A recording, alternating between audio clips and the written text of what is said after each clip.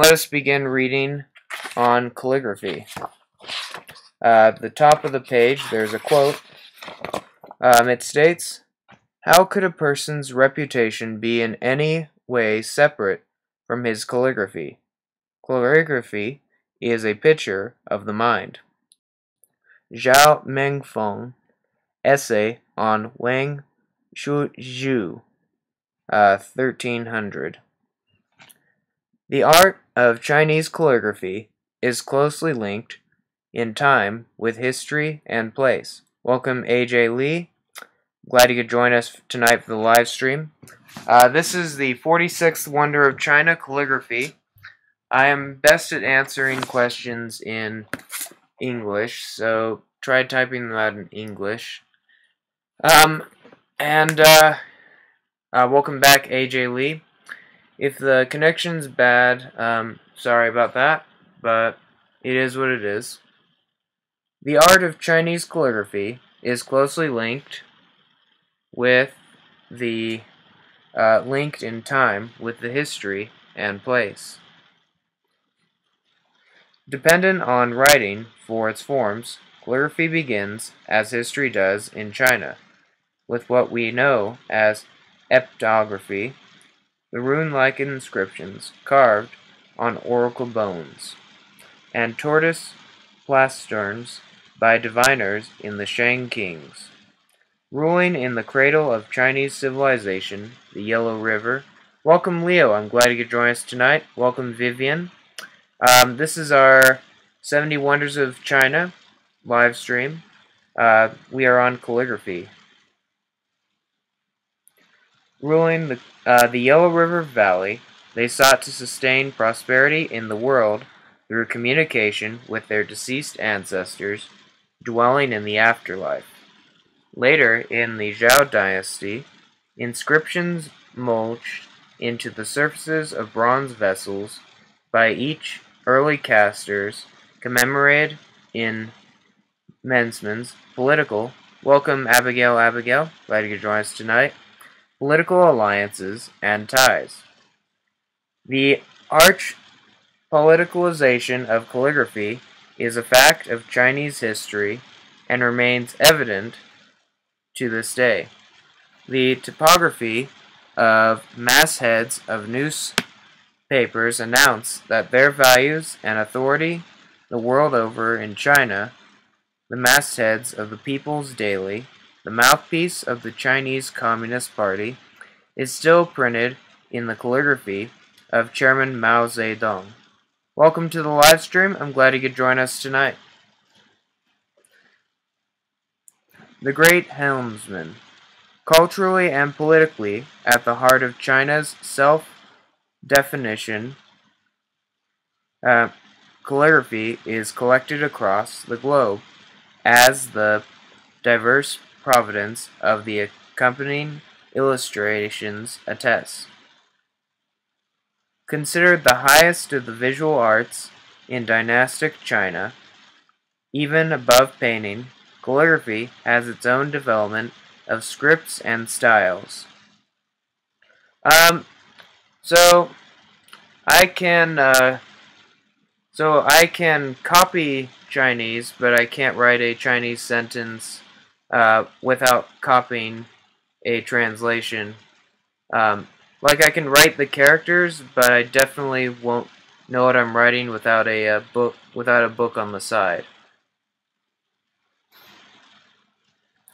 But I will be doing another live stream later tonight where I will be attempting to write some Chinese characters for you all.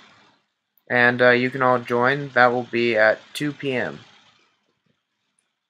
The sage Confucius lived 5 or 6 centuries before calligraphy was considered an accomplishment of the learned man, an image of the cultivated mind. But his precept that writing should strike a balance between style and substance shaped the later development of calligraphy.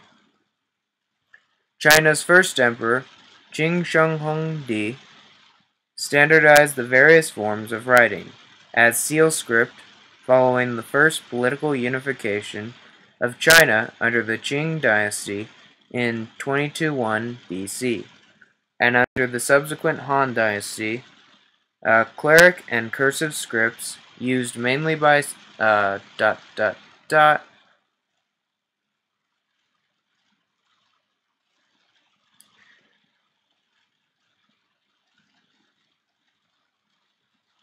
by scribes were developed. From the late Han and into the subsequent period of disunion, calligraphy gradually became a learned accomplishment of the educated elite. As brushes, ink, and paper became more common, if still luxury media, calligraphy retained its social role. Its practice was morally justified as contributing to the transformation of the self.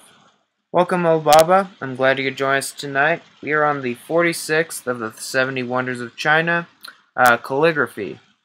I'll let you know, as a reminder, I'll be doing another calligraphy live stream later tonight where I will write some sentences to the best of my ability. Calligraphy retained its social role. Its practice was morally justified as contributing to the transformation of the self and hence of all society. Traditionally, it is liberated and stylish cultural climate of the Eastern Qing dynasty, one of the short-lived southern regimes between the Han and the Tang empires, and the full expression potential of the new medium was discovered, and that the classical tradition begins. Lines and character forms, which had previously been overwhelmed embeddedly or laterally, began to thicken and thin, apparently turning into a space like ribbons in the new script types, running and standard scripts. Brush traces reflected the accomplishments of the individual calligrapher and contributed to the public good. From the 4th century, collectors vied to own the calligraphy of upstanding talents, like Wang Xingzhu and the author of Orchard Pavilion and his unconventional son, Wang Xingjing. Some of the finest writing from China's early historical period survives in the form of inscriptions in bronze vessels.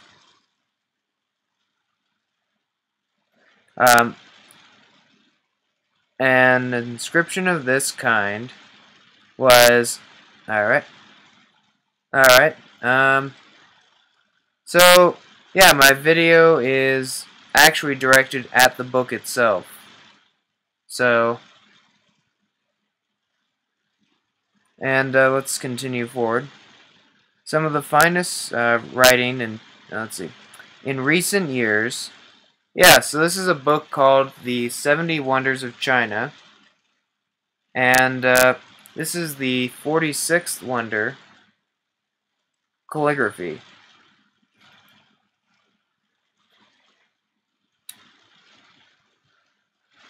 In recent years, the rubbish pits of the Han Dynasty military garrisons have been revealed that by then, writing in ink on slips of paper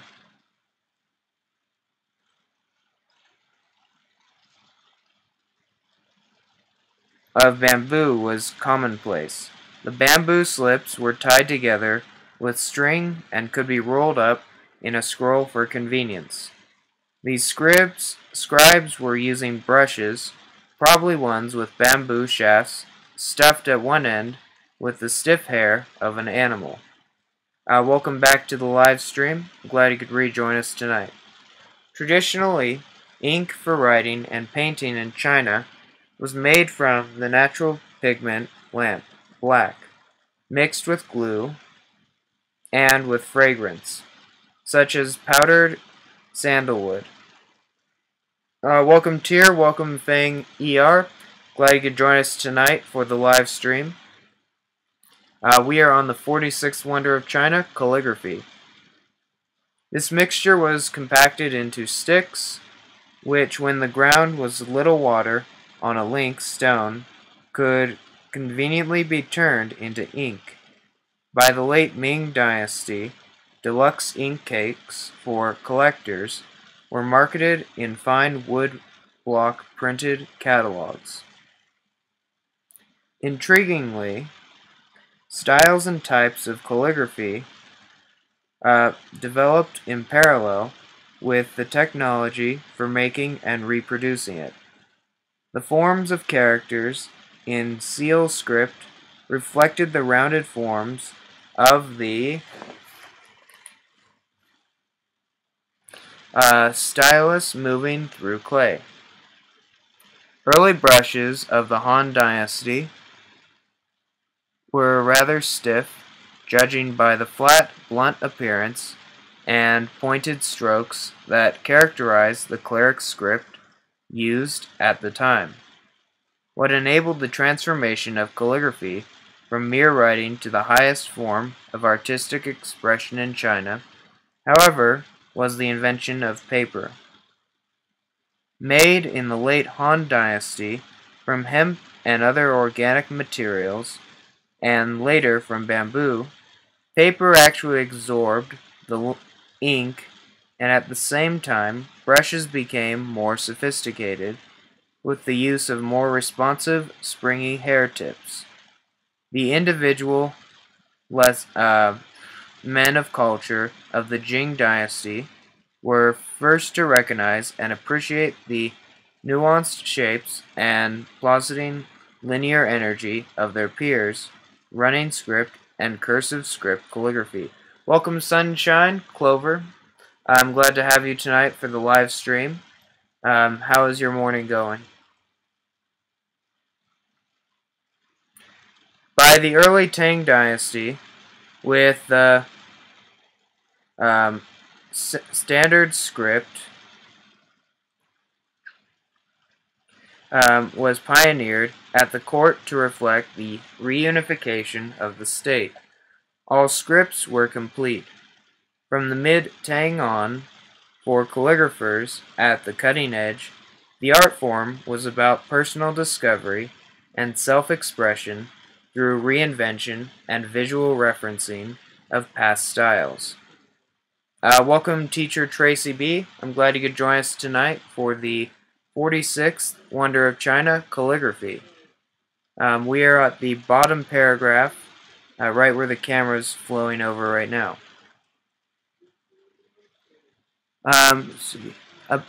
From the mid-Tang on, for calligraphers at the cutting edge, the art form was about personal discovery, about self-expression through reinvention and visual referencing of past styles. The brush traces of great Neo-Confucian thinkers, men like Zhu Xi and Wang Yang Ming, as well as of the emperors and statesmen, were also collected intricately. The finest calligraphers were not all ethnic Han Chinese. My imitation of Chinese characters is okay. I can do it better with a pencil than I can an actual paintbrush, as far as the style goes. Welcome 1D3 to the live stream. We are on calligraphy tonight, and at 2 p.m. I will also be doing a live stream for... sure, I can show you... actually here. So, on this map, I actually imitated like a couple names from the live stream. I'll get back to the reading in a second, but... Welcome 81C and welcome Peter Yang. I'm glad you both could make it to the live stream tonight. We are at the second paragraph on the top right. Later critics rarely mentioned woman's calligraphy. Femininity was seen as flaw. The hand of the Yuan Dynasty Master Zhao Meifeng was mockingly described as girlish and pretty, indicating, incidentally, his wife Guang Dongsheng one of China's best-known but little-studied woman artists. The towering figures of the traditional Chinese calligraphy during the Yong, Ming, and Jing dynasties were also great statesmen and men of culture like Zhao Meifeng, Wang Zhengming, and Dao Quochang, who garnered comprehension, knowledge of past styles through their activities in collecting and courtiership, but also developed their own distinctive styles to become models of their own and future generations.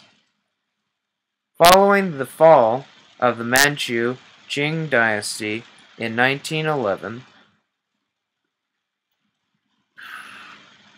Chinese classical language and learning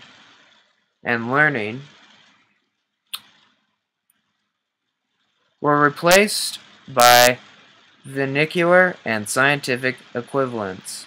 The traditional training in brush calligraphy became obsolete. However, Chinese calligraphy has retained its remarkable power to define a particular Chinese culture. In a 1960s campaign to increase literacy, thousands of characters were simplified by the CCP in the mainland in the first major reform of the written language since the Tang dynasty. In some cases, common simplifications used in cursive writing, others were more arbitrary. Singapore adopted the changes, whereas Hong Kong and Taiwan have retained the traditional forms.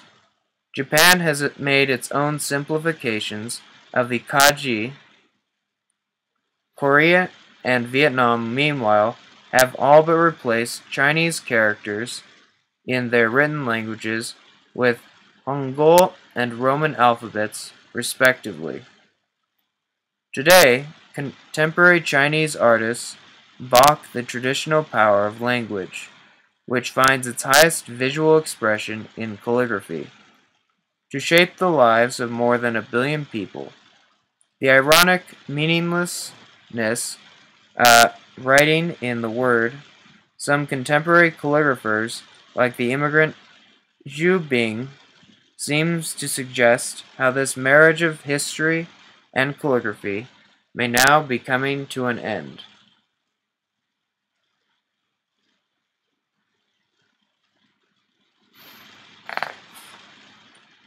Oh, wait a minute. Alright, so before we move forward to our next section, which is the Orchard Pavilion, let's look at some pictures. Right here is the Wulan Thatched Hall by Dong Chechan, drawn in 1597. Down below, right here, is Xu Bing's modern take on calligraphy. Let's see. So the audience in this picture are welcome to peel off sheets from the pads which contain different Chinese characters or different Chinese calligraphy, which is an ingenious way to quickly learn the characters for a mass public. Right here, this script is Emperor Hongzhu of the Song Dynasty's script. This is his work, The Five-Color Parakeet, on the blossoming apricot tree. On the previous page, at the very top, is the calligrapher in modern China using his studio using traditional tools with a couple modern additions. And to the very beginning of our section is a tortoise plastron from Anyang, Henan province. This is the earliest type of calligraphy where inscriptions were carved into said object. So let's move forward to the next section.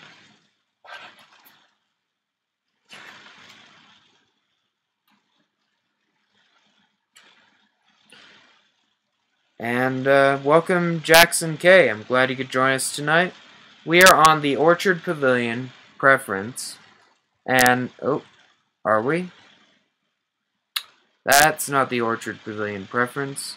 Welcome to the live stream. I'm glad you could join us tonight. It looks like I skipped ahead a little bit. There it is. There's the Orchard Pavilion preference. I'm going to start with the quote at the top of the page here. This is the work of calligraphy in which Yung Zhang truly attained his intention. One who studies it ceaselessly would be unfortunate not to surpass others. Zhao Mingfeng, 13 coffons to the Orchard Pavilion preference, 1310. The preference to the Orchard Pavilion collection is the most celebrated work in the history of Chinese calligraphy.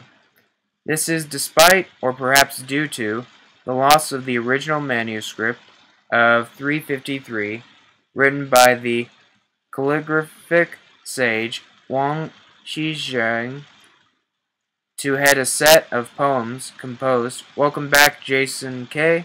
I'm glad you could rejoin us.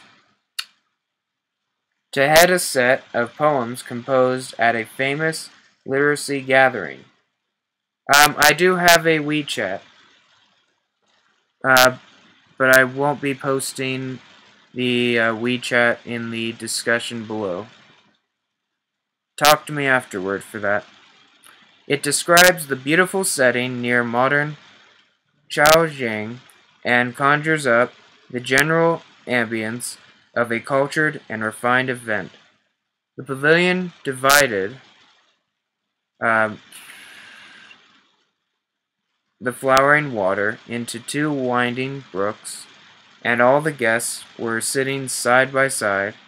Although we lacked the boisterousness, a reciting of poetry there, it was sufficient to allow for a pleasant exchange of cordial conversations. The preference is so uniquely part because, as quote above suggests, welcome Eldos to the live stream. I'm glad you could join us tonight. We are on the Orchard Pavilion preference. Wang Jingxiu truly attained his intention. In other words, it was a true image of the mind and the physical trace of a genuinely sagest mind at its peak, a model for all ages. It is also celebrated because the great early Tang Dynasty Emperor Tangzong resorted to stealing the preference. An official called Xia Yi obtained it for him by means of a ruse from the Buddhist monk who kept it, and the emperor is said to have taken the preference with him to the grave.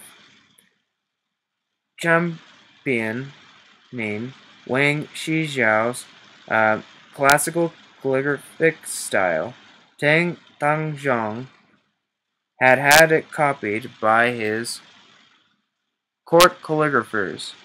However, and it has thus been known across East Asia over the past millennia and a half through these copies, or more accurately, through the myriad copies of these copies, in the form of freehand manuscript copies and transcriptions, punctilious tracing copies, ink rubbings, and stone engravings, wood block prints, and more recently, pictographic, lithographic, and digital reproductions.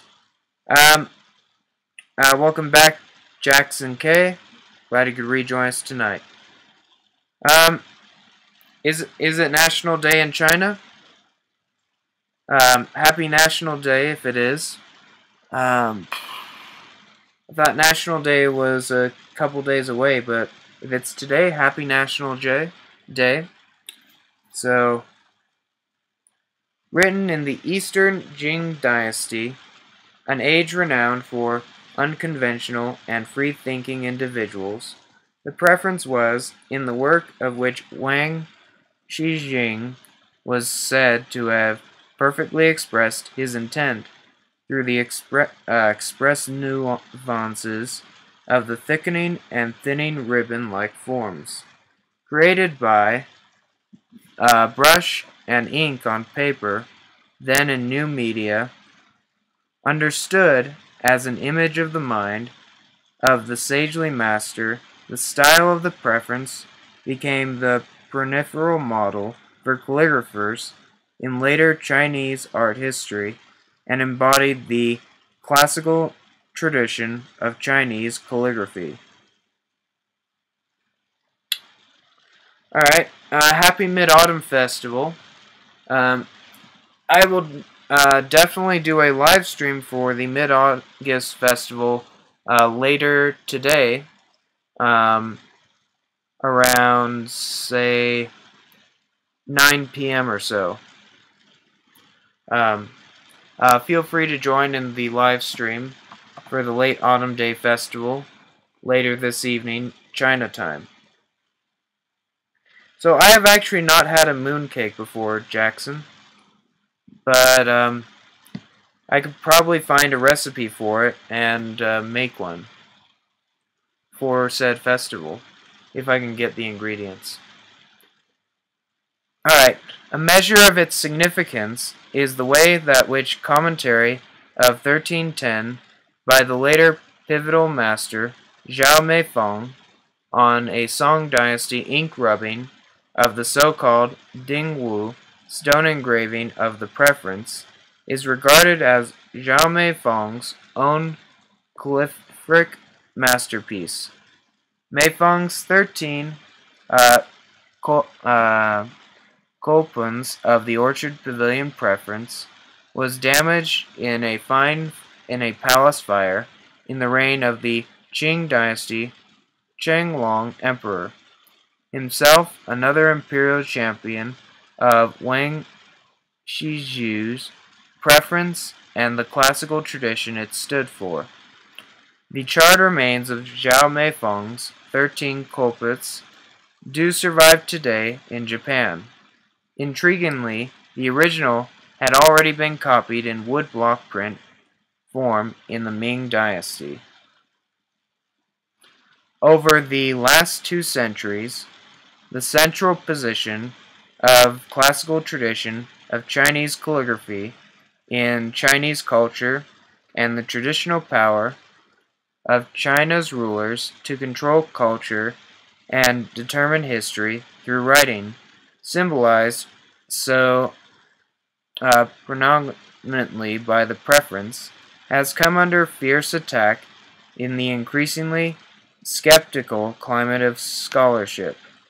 The contemporary avant-garde calligrapher Zhou Shengji's performance of writing the Orchard Pavilion preference 1,000 times, done on the same sheet of paper until it turned black, is a seemingly nihilistic gesture that appears finally to have severed the link between calligraphy and history. If this is the case, we now live in a post-historical age. So, that is the end of this section. But welcome to the live stream. I'm glad you could join us tonight. Happy August Festival. Right here is the detail of the first half of the Orchard Pavilion preference. If any of you can actually, whoever knows much about the Orchard Pavilion preference may comment about it in the topic below, the comments below. Just over here is a gilded bronze beast decorated with precious turquoise stones. Was used as a container of the 4 treasures of the scholar. Another uh, calligraphic art piece. Welcome to the live stream. I'm glad you could join us tonight. Happy August festivities. I'll probably be doing a live stream on that later this evening around 9 p.m. So stay tuned. I'll also be doing a calligraphy live stream at 2 p.m. So stay tuned for that as well. For now, let's go to the next. Our next topic is literature, and our literature section is probably going to take up the rest of the night here on the live stream. So let's begin with the quote at the top.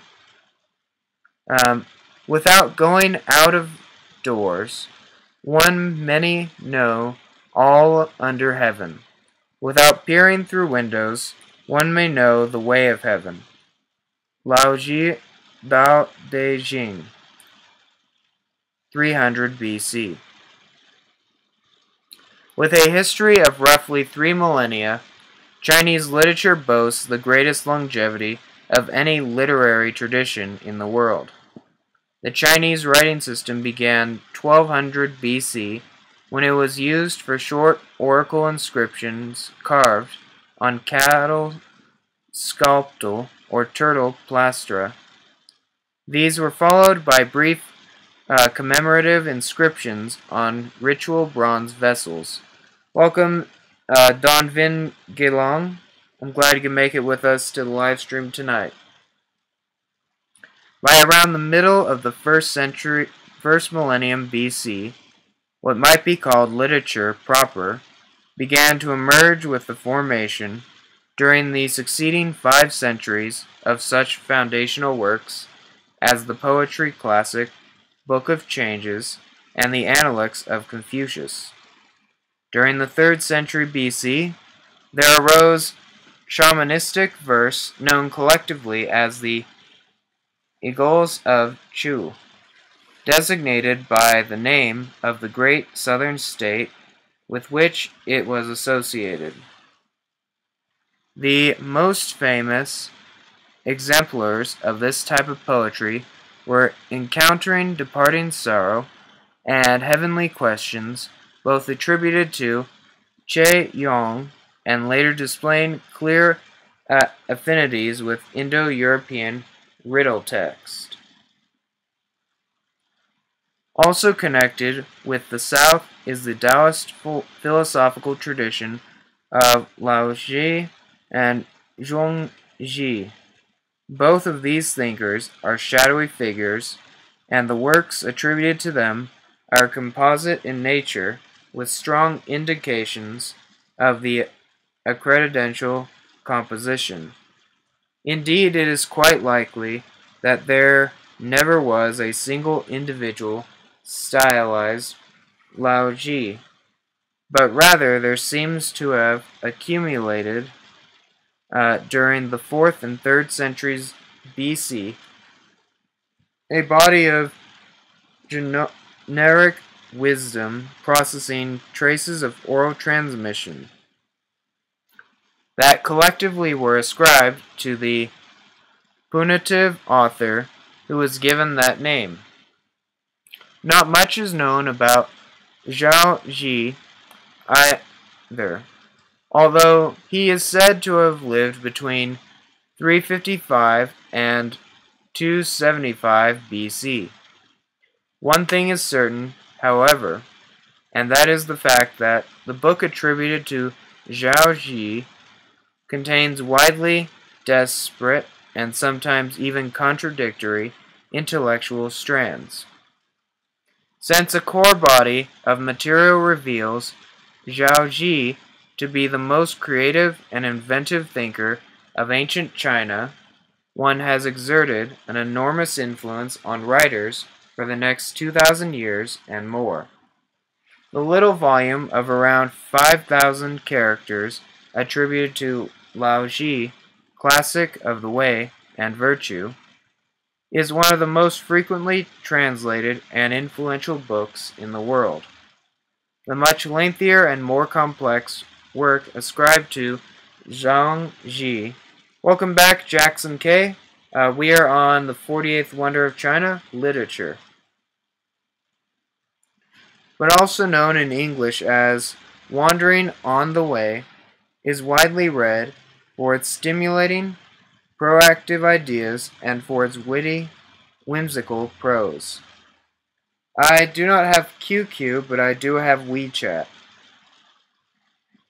It was not until the Han Dynasty, however, that the formal genres which would characterize Chinese literature for the next 2 millennia started to appear. The first and most enduring of these quintessential forms of Chinese writing was that of history, with Sima Qiang's record of the Grand Historian consisting the base model for the 24 dynastic histories that would follow during the succeeding 20 centuries. Welcome to the live stream. I'm glad you could join us tonight. In stark contrast to the Strand series products of the influential historiographical enterprise, one other genre born during the Han period revealed a more primitive, floral, authorial impulse. This was the rhapsody or rhyme prose, with its lush verbalage and rich description. Another literary giant, surnamed Sima, is one Xiongru, whose elaborate accounts of imperial hunts and royal capitals, establishing the benchmark for the rhapsody against which all later writers were measured. The most important development in Chinese literature after the fall of the Han Dynasty was the arrival of Buddhism. This complex Indian religion brought with a wide variety of texts and concepts that had a profound impact upon the numerous aspects of Chinese literature. Among the most obvious was the introduction of thousands of new words, many of which are still employed in common parlance today. The structure of argumentation and analysis was made more logical and rigorous, often with the inclusion of lengthy numerical lists of points or attributes which were lacking in pre-Buddhist discourse.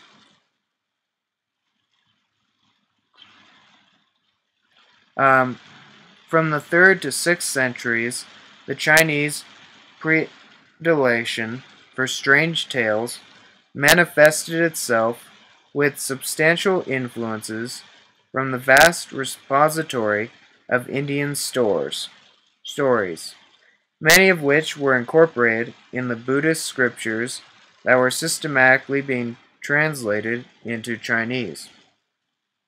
During this politically unstable period of major division between North and South, the foundations of Chinese literary criticism were laid, and aesthetic principles that would govern art and literature until the modern age were formulated with evident impetus from the Indian sources.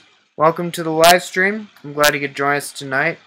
We're on the 48th Wonder, Literature, and we're at the bottom of the page at a golden age of literature.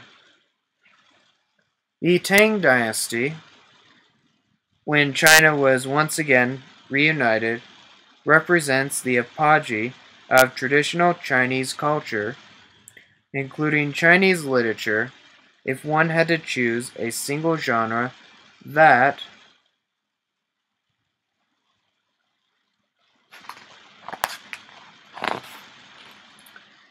best exemplifies the genius.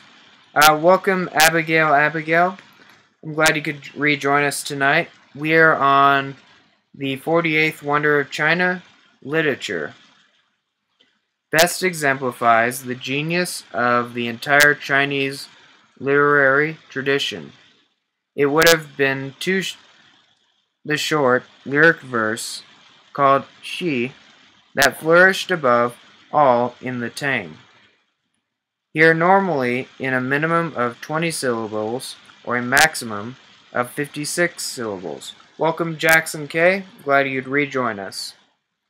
Chinese poets displayed their devotion to exquisite craftsmanship and sensitive depiction. Men such as their exuberant romantic Li Bo and their restrained Confucian Dao Fu are still revered as the supreme laureates of verbal expression in Chinese. The most demanding poetic form of the period was Lu Xi, which borrowed and adapted archaic rules from the Sanskrit prosody. 1,000 years later, poets continued to slavishly imitate and most extracting tonal configurations and rhymes of the Tang, long after the language had evolved to such an extent that they were no longer operative. His syllabic and pensyllabic quatrains and dual quatrains were thus the preliminary literary genre of the age. But the Tang was also a crucial moment of countercultural experimentation. On the one hand, the tales of anomalies from the preceding period of disunity were perfected and refined as classical language short stories, zhongge, which afforded writers and readers an outlet into the realm of eroticism and exoticism that was off limits to the more austere world of Xi. Still more radical, welcome back Jackson K, however, was the emergence of partially vernacular, procentric narratives called transformation texts and related genres.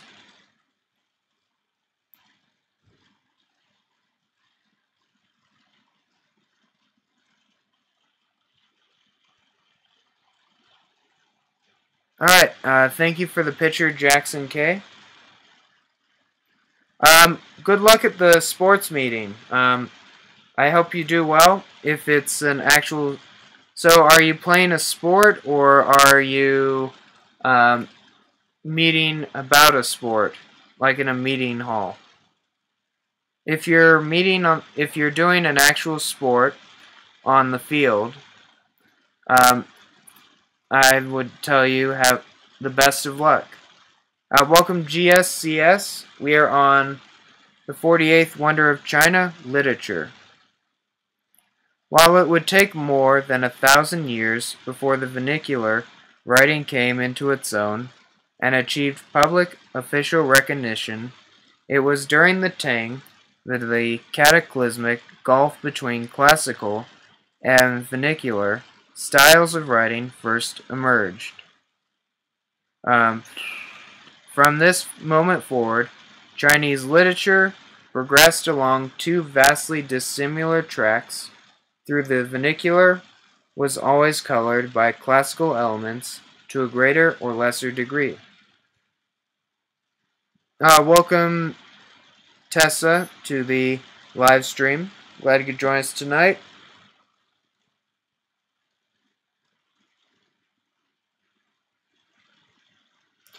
That's pretty cool, Jackson. Upon the arrival of the less cosmopolitan, more introspective Song dynasty, a reaction to the excesses of Tang versification set in, and a completely new form of poetry came to attract many of the best voices. This was a lyric meter, a type of verse that was immediately tied to popular songs, which had their origins among courtesans of the demi-mod and entertainers from the border regions. In allowing lines of varying length, lyric meters broke free from the blockish structure of Xi. They also enormously enlarged the limits of permissible dictation by employing colloquial expressions and vernacular grammatical structures. Under the Mongol Yong dynasty, the ethos of lyric meters was broadened into suits of cantos. Welcome, Winnie. I'm glad you could join us in the live stream tonight. And further incorporated into China's first full-fledged dramas. These were earthly ramifications productions that were permitted Chinese authors sidetracked from the official careers to give full vent to a range of expression and sentiments to which they were hereto unaccustomed. The most memorable to Dao Yi, which tells of the province's vindication of a heinous wrong. Welcome, Angela, to the live stream. I'm glad you could join us tonight. We are on Chinese literature as the 48th wonder of China. And let's see. We have 13 minutes left. And which is enough time to finish the section on literature.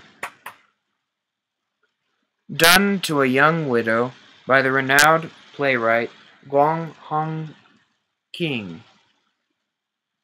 The Ming and Qing dynasties witnessed the perfection of traditional Chinese drama, with Tang Xingzhu's The Penelope Pavilion, an acknowledged masterpiece. Welcome, Aya Kong. I'm glad you made it to tonight's live stream. We are on Chinese literature. Even Over Death has recently been successfully staged several times in the West, while poetry during this long late imperial period was largely devoted to the nullification of Tang and Song models. Welcome back, Bob. I'm glad you could join us tonight. Let's see. There were notable exceptions, such as Wang Shijin. Welcome back, Obaba, to the live stream. A prolific Shi poet who dominated the literary scene during the late Ming and young Manchu nobleman Nara Singdi, an acclaimed exponent of lyric meters.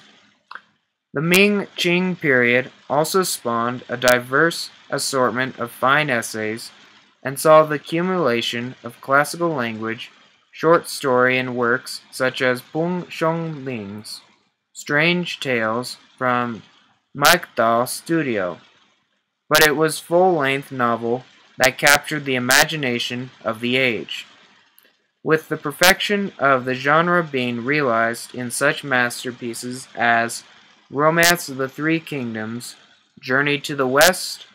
Welcome, Maya Tiger, and welcome, Xing, to the live stream. I'm glad you could join us tonight. All Men Are Brothers, Outlaws of the Marsh, Gold Vase Plum, Dream of the Red Chamber, Story of the Stone, Unofficial History of the Literae, and The Travels of the Old Directlick. All but the first being decidedly vernacular in... so I actually cannot read that, Jackson, but I'm glad you can make it back, and I hope your sports meeting is going well. These great novels ranged from the picturesque to the pornographic form, the historical to the heart-trending.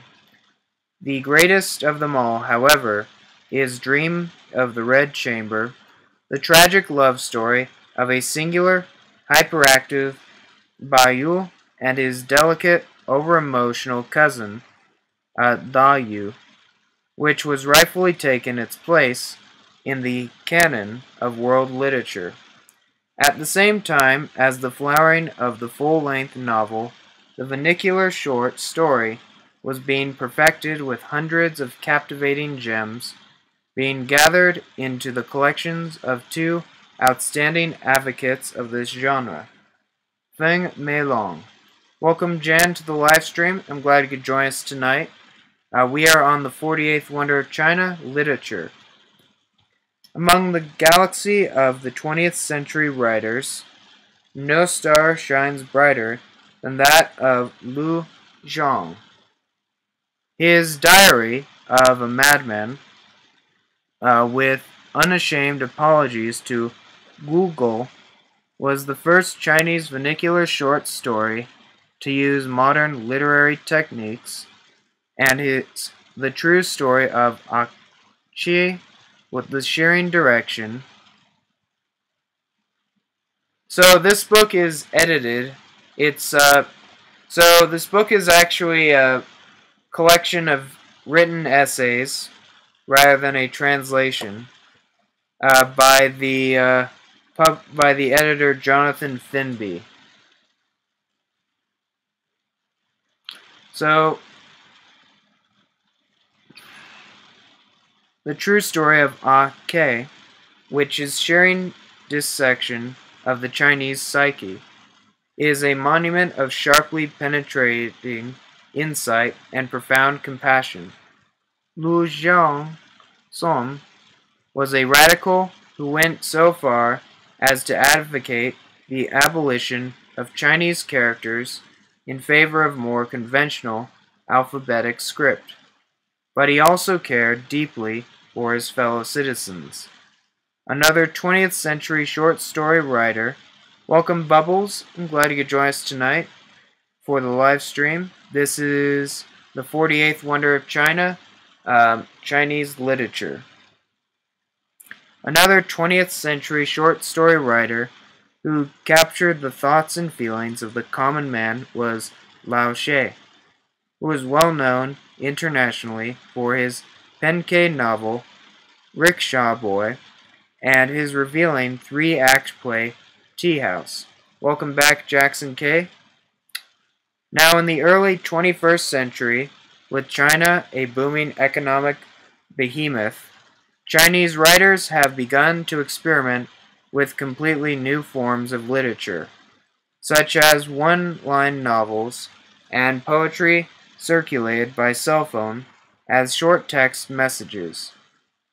They can be done, no doubt that Chinese literature will undergo remarkable metamorphosis in the coming decades, and the world will do to the note of the wonders that will unfold. Alright, so I am in Victorville, California, in the United States, Jackson, and we have just finished reading our live stream, so let's look at a couple pictures before some announcements. Right here is a schoolhouse scene from The Dream of the Red Chamber, written in 1760.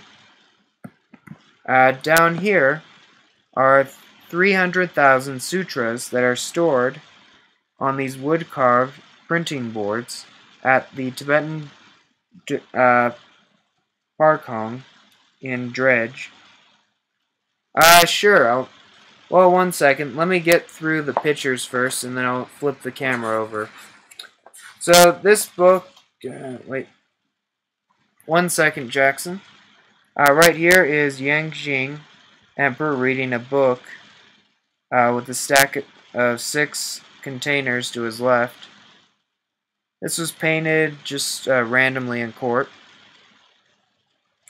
And right here is the storytelling scroll from the Donghong, with basically just shows the story. So here is my face. Welcome, Jackson K. Welcome back. So I have an announcement for a live stream at 2 p.m. Since we did the calligraphy section as the start of our wonders, we are going to do a calligraphy live stream at 2 p.m. Feel free to drop on by. And then for the Chinese Autumn Festival, I'll probably do a little video. Good night. I'll do a video for the Chinese Autumn Festival around 9 p.m. So stay tuned for that. So I myself use WeChat, but anyway, so welcome to the live stream 717. I'll be doing a calligraphy live stream at 2 p.m. China time and a autumn festival live stream around uh, around 9 p.m. China time as well. So stay tuned for those in the upcoming future. Our next wonder for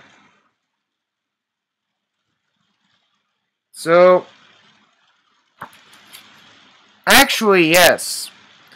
Let's look at this book is a collection of short essays or short essays. Each wonder has its own short essay. For example, the next one, Music in Beijing Opera, is written by where is it? Is written by Ning Yibin. Jackson K, I will tell you what my web chat number is if you chat with me after the live stream, not during. So this book was so you're right. This book is a collection of papers written by Chinese authors, each wonder having its own author, and things like the decimal system written by Nathan Sylvan. And it was edited together by an English author, Jonathan Finby.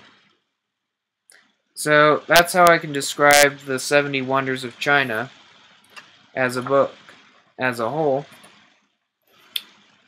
And let's see. For tomorrow in 24 hours, we will be on the marvelous wonder of music in Beijing opera. If I were to study any other thing in college, it would have been Far Eastern theater, but the class was not there when I was at college. Welcome AEI to the live stream. I'm glad you could join us tonight. Would you like to see some live stream inception? Right about here.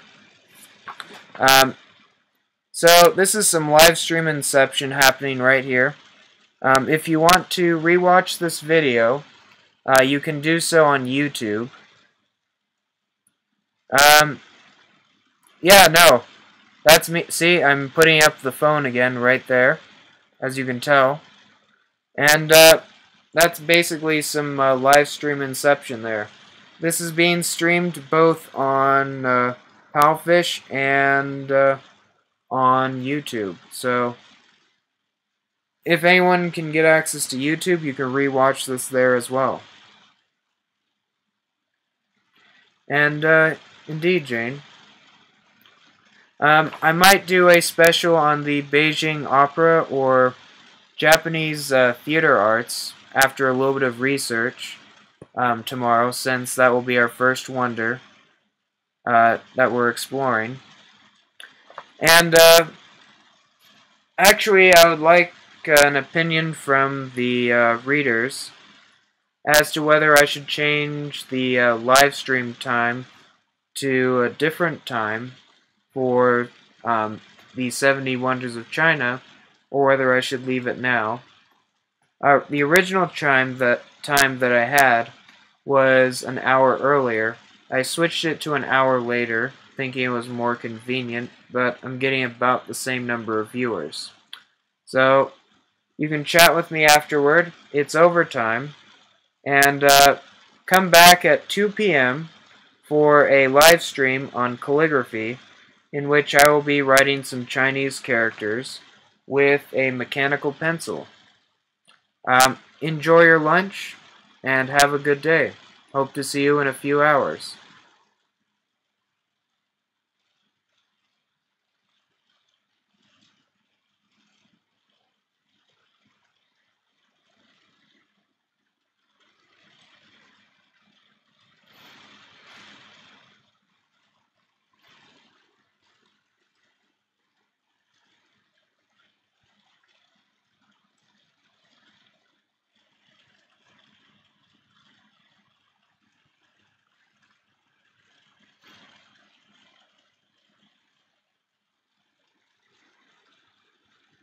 Getting to know you.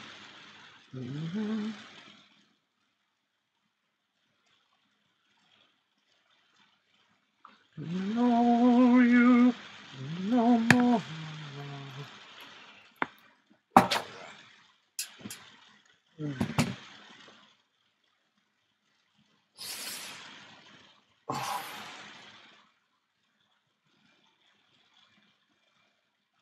Alright, YouTube, I am basically going to stop the live stream.